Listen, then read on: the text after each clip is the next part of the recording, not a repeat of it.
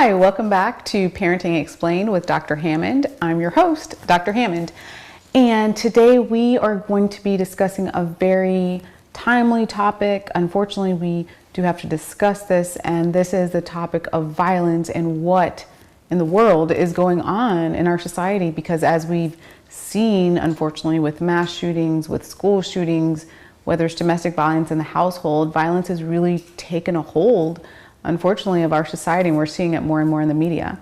So I have some really exciting guests today with me. Phil Deluca, who is a licensed clinical social worker. He's the Untalk therapist, a relationship healer, a speaker, and an author. And I also have Guno Ritfeld, who is the founder of Resolute Mediation and Arbitration, and he's the author of numerous courses. And he served over 20 years in the armed forces. So welcome to the show. Thank you for having us. Thank you for having us. No problem. So what we really want to talk about today is what do you think is the cause? It seems like we're seeing so much more violence in the news nowadays. So what do you feel is the cause of all this violence that we're seeing? Well, that's your specialty. I'll let you start. Well, let me start with you. Tell you a bit about me. Yeah. How about it? So, I was born in a country called Suriname, Dutch Guiana. That is probably the only country in the world where you see a synagogue and a mosque right next to each other. They share the same parking lot. They coordinate and they talk. It's a very diverse country. Now, because it's so diverse, people speak each other's languages. Now, look at America. We say we're the melting pot, but yet we're afraid to approach other territories. So the violence comes more from the unknown. So finally, you see people where they have to interact now. So what they don't understand, they're afraid of, and then take action. Also, So fear of the unknown is one of the reasons. exactly. Okay. A fear of the unknown.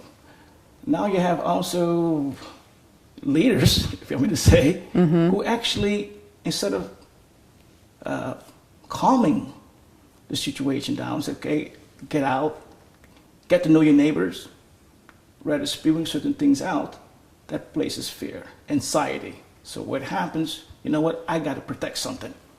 And when you're afraid of something, you're going to protect something and you're going to take action. And I think that's where the violence comes from. Okay. So it's like you said, the fear of the unknown, maybe some things that we're hearing on social media or in the news from our leaders, and then people's reaction to that, and this fear of, protecting what you have or not knowing who someone is really causing that. What are some of your thoughts? I think that those are very true statements. And what are some of your thoughts as far as what is causing this level of violence that we're seeing? Well, part of it is due to the stress.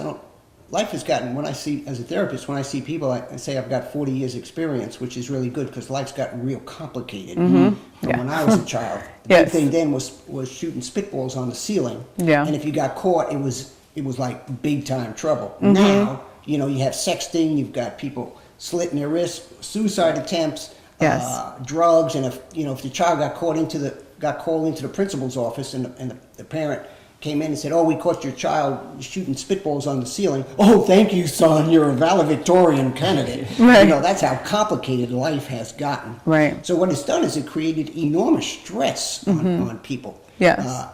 And couples, families.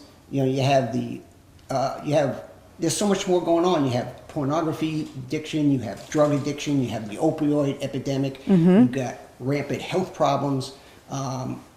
You've got, I know with parenting, a lot of parents now don't have time to be a family because they're running from activity to activity, throwing the child practically through the window to the other parent who's running off to a soccer game as they just came from gymnastics, and then right after that they have dance lessons, and people don't eat together, they don't sit down, they don't know each other, they're sitting at the table sending texts to each other, or from the back seat to the front seat. So in some, anxiety is through the roof. Right. When we get anxious, the brain science, our fight or flight response kicks in and overrides our thinking brain, which then creates we get into a combat mode. We get Right. provocative. We get anxious. We get fearful. We get So we're angry. seeing the stress, as you mentioned, the stress, the anxiety, the family dynamics that have changed over time. Like you said, I mean, 40 years later, 50 years later, we're living in a very different society. And I have to, I would say, I totally agree, because imagine all that information that you have to process in a a lot. split moment, and then you have to make a decision. So again, not having gone through, let's say, you were in kindergarten, you're coming up to the chain. I call it the chain. You're you're familiarized with all the different stuff around you. It makes things much smoother for you, rather than having to swallowing into the pipeline. Right. Social We're media. overwhelmed. It's Like I said, overwhelming, yes. And we're then- overwhelmed with stimuli. Okay. So let me take it back just a moment. Look, for instance, the soldiers that are coming back from war. I'm one of them. Am I jumpy at times? Do I draw quick conclusions when I think that someone comes too close to me? Do I see someone that, wait a minute, I was just in combat with? And I will tell you a story. I just, in 2003, 2004, it was the second time I went into war, Gulf War.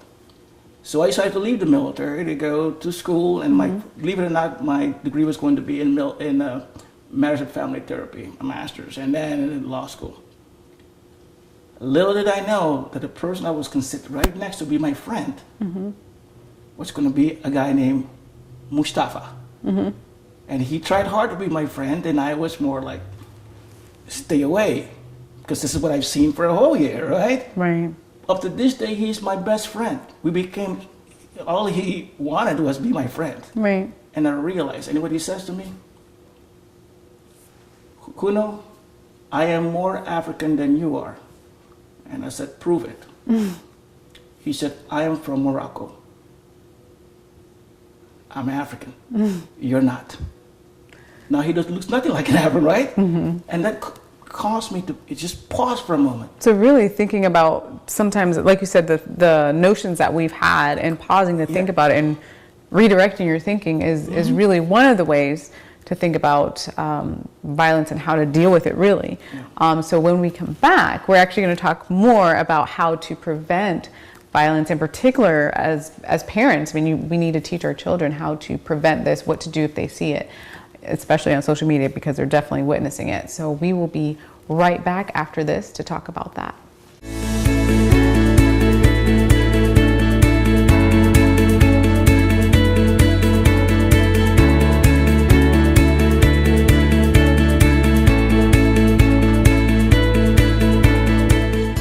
Welcome back. We've been discussing different issues related to violence and what really can be causing the violence that we're seeing in our society. But now we really want to learn how to prevent this. So whether you're a parent that's struggling at home with a student that may be the bully or may be experiencing bullying, or having difficulty viewing all of the social media violence that we're seeing, what are some ways that you feel that parents can really reach out to their children in this conversation about violence? Well, one of the things, picking up what we were talking about before, the breakdown in the family structure. Yes. People really, research shows that kids need to eat as a family together at least a few times a week. The more the better. Right. That rarely happens anymore. Yes. So building a cohesive family unit, turn off the electronics after a certain age. That would be or great. we're sitting at the dinner table, nobody's texting. Right. Turn off the TV, we're going to do something together. That would go a long way, because a lot of the families I'm seeing, the kids basically, they're not part of a family. The family is so scattered.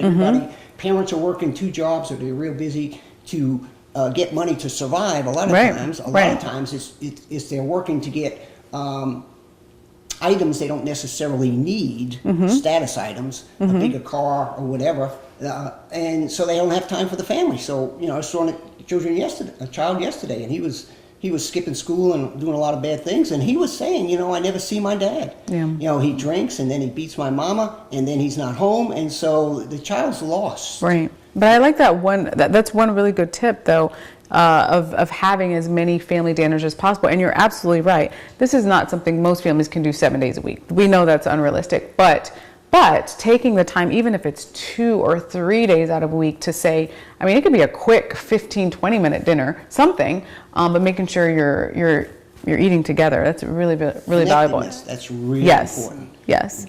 Staying connected with your family and your social contacts. Yes. Because we're losing, this electronic addiction that we're all caught up now in. Research shows we're losing our ability, we're losing our soul, we're losing the ability to connect. To socially connect, yes. It's having a very And that is something that definitely saves children, and I do mean saves, is that connection, whether it's you as a parent watching this, whether it's your aunt, uncle, coworker, best friend, whoever in that child's life that they can be connected with it really has healing abilities for that child. I'll jump in on what you just said. Yes. Because we're no longer sitting at a dinner table, setting the table, flowers on the table. There goes, because you may love your family, your brothers and sisters, you're still going to have conflict. So therefore, not sitting at the table, you lose your ability to have conflict resolution skills. And who do we model after? Our parents. Yes. You said mom and dad are fighting, right? Yes. So here you go. Now, I can tell you many stories. Because I actually, one of the ways I got through college, it was a small little ad in the paper, in the military paper, and it says, be a role model in the community and earn your teaching degree to the University of Central Florida. And I called a few times. They said, yeah, come on over.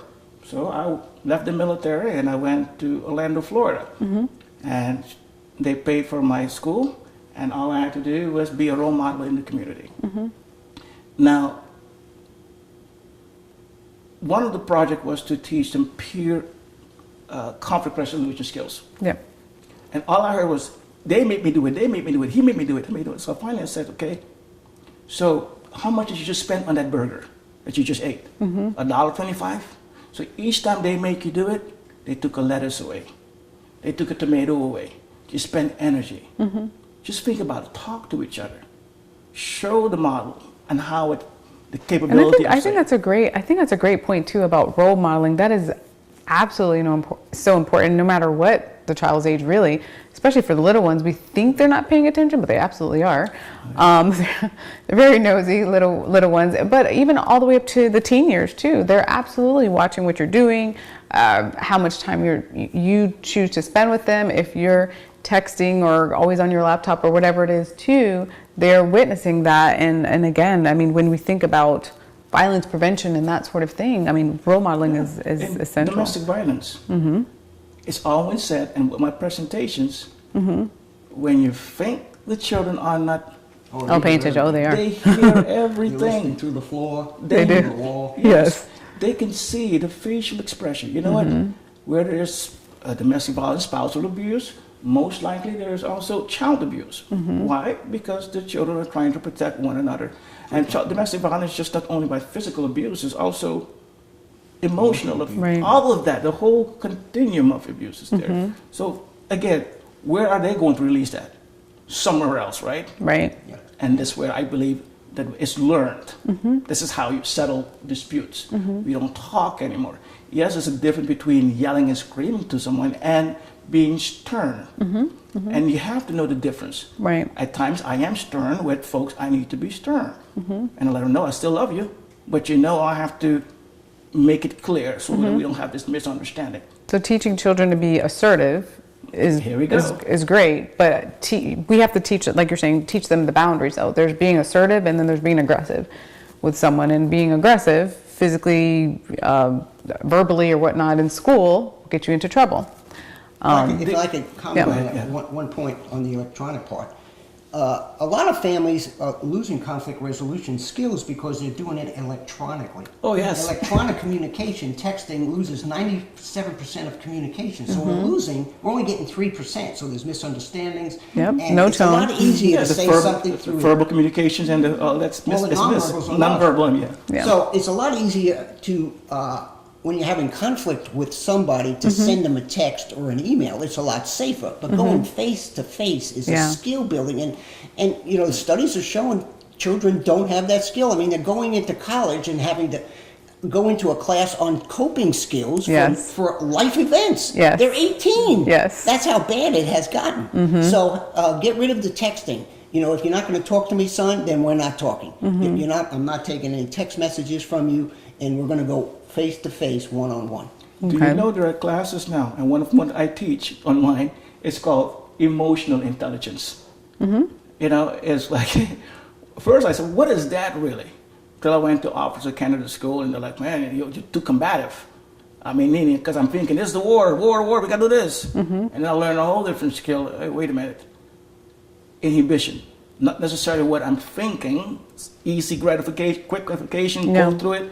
I still have to give that non-verbal communication that I'm okay with. I may think that I'm not okay with it, I'm processing it, but I still need to have that emotional intelligence, and that starts at a very young age. Learning it at an So teaching age children, older, it's harder to do. I can tell you that. So teaching children from early emotional intelligence, encouraging them to have the face-to-face conversation and not just text. And we definitely know with the high schoolers and middle schoolers, they're usually on their phones texting, but even in the house, to encourage that conversation one-on-one would be very beneficial. Thank you so much for all of your tips. So we will be right back. We want to learn more about you and what you're working on. So we'll be right back right after this.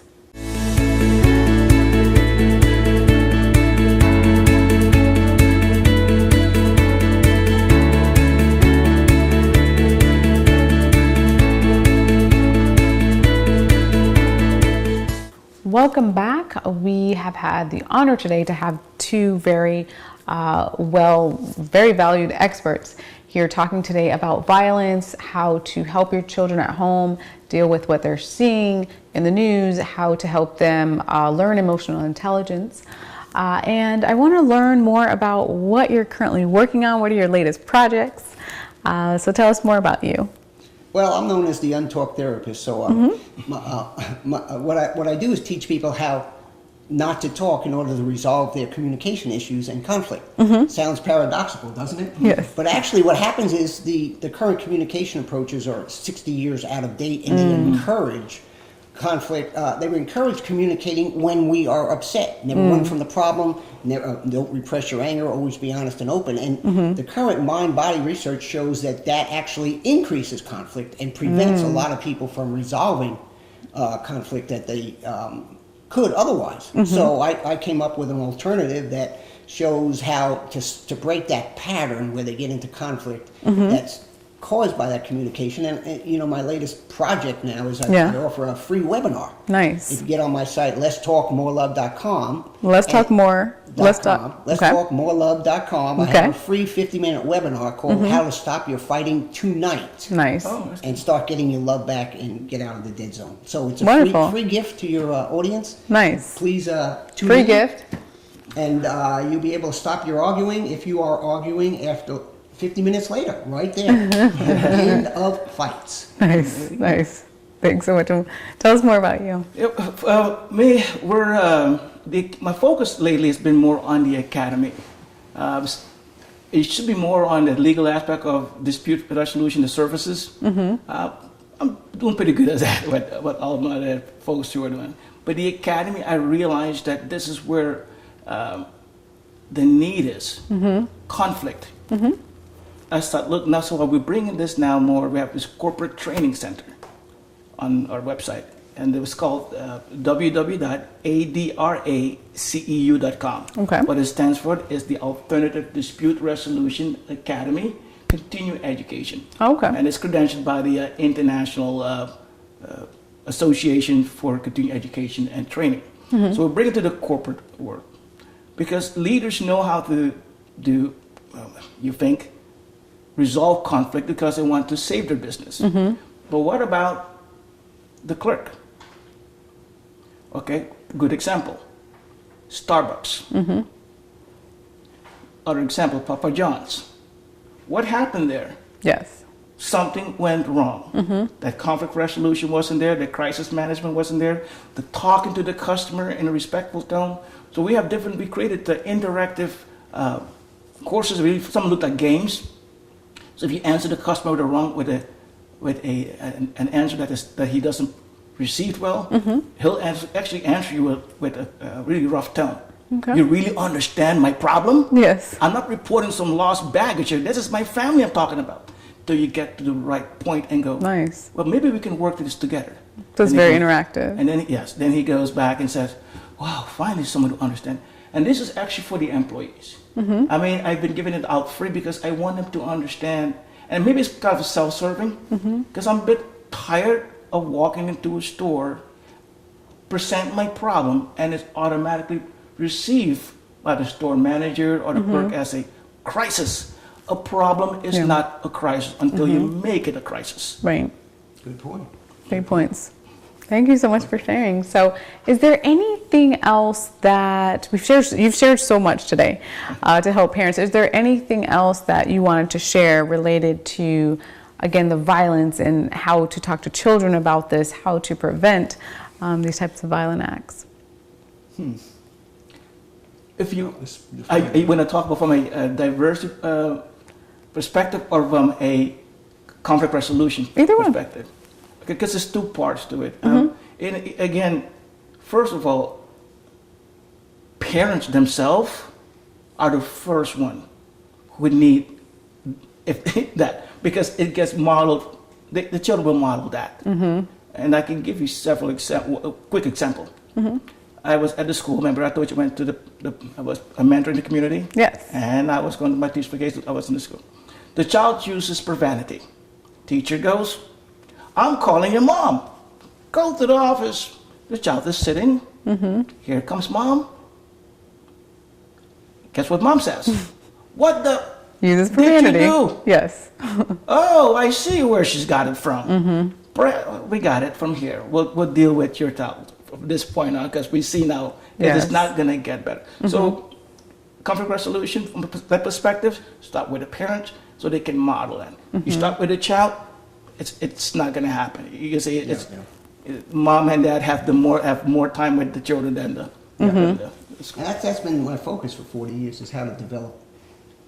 If you have a strong marriage, you have everything flows from that, right? You would agree with that? Yeah, I agree. I totally agree. And so what happens now is marriages are in disarray. I mean, the divorce rate is over 50%. Pornography, affairs, addictions, it's a mess. Yes. And conflict, I don't know if you've noticed it, but everybody seems to be angry. Have you noticed that? You can't even drive on the road without getting honked. You're in a traffic jam, you don't step on the pedal fast enough because you're closing the gap for 30 feet, and you get cut off. And, they give you the single finger salute. Yes. Yes. You know? And it's like, we're not going anywhere. Everybody seems to have a chip on their shoulder. And really, like you both mentioned, it seems like it really does boil down then to the conflict resolution skills, which is why it is critical to have these conversations with your child about conflict resolution. And I would add, if I could add, also learn to get better at resolving conflict yourself. Yes. You had mentioned